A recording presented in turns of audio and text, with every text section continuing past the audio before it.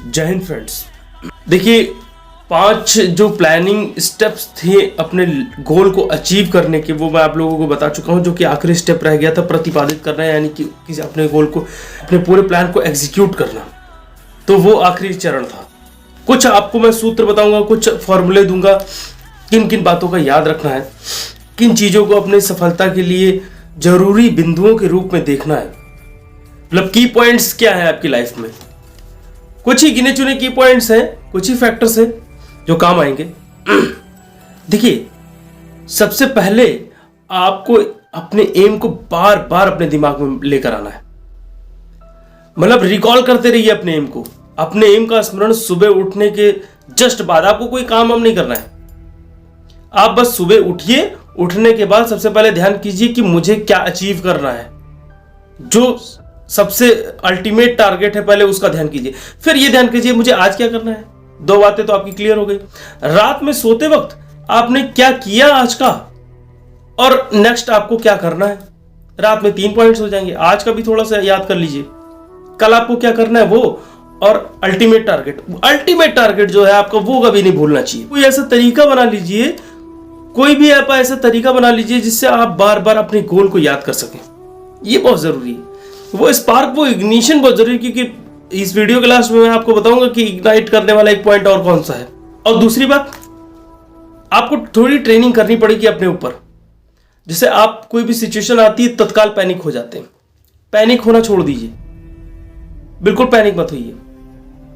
और पैनिक होने की अगर आदत है तो आप चेस का गेम खेलना शुरू कीजिए। उससे दिमाग जो है वो क्विक डिसीजन लेने में, और सिचुएशन जब खराब होने लगती है तो उसको कैसे संभालना, कंट्रोल करना है, कहां से और दूसरी चीज मदद के लिए आ सकती है, वो सारी आप लोगों को पता चल जाएंगी। तो वो एक बेस्ट मेथड है।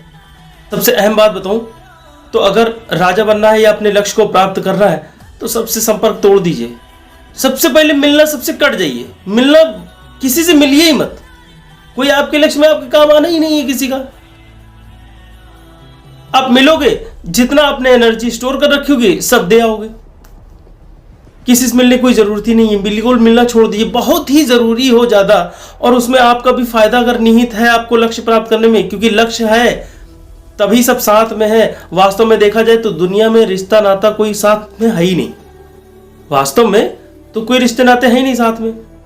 क्योंकि भाई देखिए, अभी आपका परिवार है, आपकी मम्मी है, पापा है, भाई है, बहन है, ठीक है। कल को आपकी शादी हो जाएगी, फिर वो शादी हो जाएगी तो 2 फैमिली हो जाएंगी। उसकी मम्मी पापा, उसके भाई बहन, उनके भी रिश्तेदार, उनसे भी रिश्ता। तो ये नाटक है जीवन का। ये जीवन का एक नाटक है। ये चलता ही रहेगा, कंटिन्यूअसली चलता ही रहेगा। इसमें अगर फंस गए तो बहुत बुरा झेल जाओगे। तो कभी भी फैमिली ड्रामा में इन्वॉल्व ना होइए। दूसरी चीज, बहुत ही लिमिटेड लोगों से मिलिए, या ऐसी जगह बैठिए, ऐसी जगह लोगों से मिलिए जिनसे आपको आपके लक्ष्य में को प्राप्त करने में सहायता मिले। ये बहुत इंपॉर्टेंट पॉइंट है। तो कट ऑफ हो जाइए पूरी दुनिया से। कोई मतलब नहीं है। कट ऑफ हो जाइए। आपने जितना ज्ञान अर्जित करना था कर लिया इतनी उम्र में आके। लेकिन तुम्हारे सबकॉन्शियस में तो दुनियादारी भरी हुई है कि जो है वो सुमित की गर्लफ्रेंड छोड़ के भाग गई है, और अगला इलेक्शन योगी जी जीतेंगे कि अखिलेश यादव, इसमें आप लगे हुए हैं। फलाने की जिंदगी में क्या चल रहा है ये आपको जानना है। आप राजा हो, आप एक सक्सेसफुल आदमी बनना चाहते हो। सक्सेसफुल आदमी ही तो राजा है, और या राजा को सक्सेसफुल आदमी कह लो, वाइस वर्सा।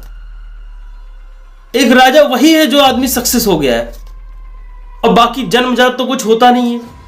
और ये जाति धर्म के आधार पर किसी का सम्मान करना और किसी को अपमानित करना, ये छोड़ दो बिल्कुल। आज के बाद से जिंदगी में प्रण ले लो। ये जाति भेद के आधार पर ये बिल्कुल छोड़ दो। ये काल है अपने देश का भी और आपका भी। इससे किसी का भला नहीं हो, क्योंकि अच्छे लोग बहुत बुरी जगह भी पाए जाते हैं, और बुरे लोग बहुत अच्छी जगह भी मिल जाएंगे आपको। इसलिए जाति धर्म के आधार पर भेद करना ये बिल्कुल तत्काल बंद कर देना। हो सकता है कि आपको कोई ऐसा आदमी ज्ञान दे जाए जो बिल्कुल जंगलों में निवास करता हो, तो ज्ञान जहां से मिले वहां से ले जरूर लो। लेकिन दिमाग में दुनियादारी ये निकाल देना कोई भी फालतू बात करने आए उसको उठा के 4 जूता मारो तत्काल, चाहे रिश्ता तोड़ेगा, जाए निकल जाए यहां से।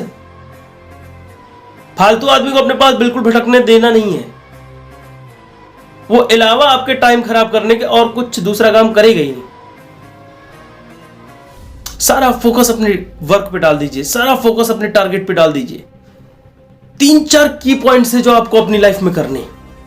सबसे पहले आपको अपना एटीट्यूड डेवलप करना है। क्या attitude? Problem solving attitude develop करना है। वो किसी भी तरह कीजिए। जैसे मैंने आपको कहा है कि चेस का गेम आप खेलना शुरू कीजिए।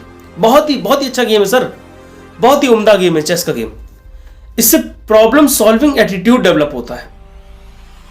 वो एटीट्यूड आपके बहुत काम आएगा सर लाइफ में। एक तो वो उस पर काम कीजिए। दूसरा है किसी गुरु का अर्थ ये नहीं है कि कोई चोला पहने हुए भगवा वहां पहुंच गए मंदिर में लौटना नहीं है आपको। गुरु का मतलब है कोई गाइड, ऐसा आदमी हो सकता है उसको ना पता हो कि वो आपको गाइड कर रहा हो, लेकिन आप उससे गाइडेंस ले लें। एक आदमी ऐसा अपने लाइफ में जरूर रखिए जिससे आप गाइडेंस प्रॉपरली ले सकें, क्योंकि एक गाइड की बहुत ज्यादा जरूरत है, बहुत ही विशाल जरूरत है गाइड की। सब गाइड का ही तो खेल है। एक जो गुरु होता है वो सड़क की तरह होता है, उसका कोई और छोर नहीं है, लेकिन वो आपको मंजिल तक पहुंचा देगा, रहेगा वो वहीं पर। तो एक गाइड की बहुत ज्यादा महिमा है, वरना एनसीईआरटी पढ़ के ही सब वैज्ञानिक हो गए होते, है ना। एनसीईआरटी और किताबें पढ़ के, न्यूज़पेपर पढ़ के ही सब आईएएस हो गए होते। ऐसा होता नहीं है। एक गाइड की क्या जरूरत है मैं आपको बताता हूं। पीछे गीता रखी हुई है। कर्ण को मारने की क्षमता थी नहीं किसी में। कर्ण का पहिया धंस गया रथ का, और अर्जुन तब तक बनाने लगे। भगवान देखें कहीं, अरे क्या कर रहा है, मार।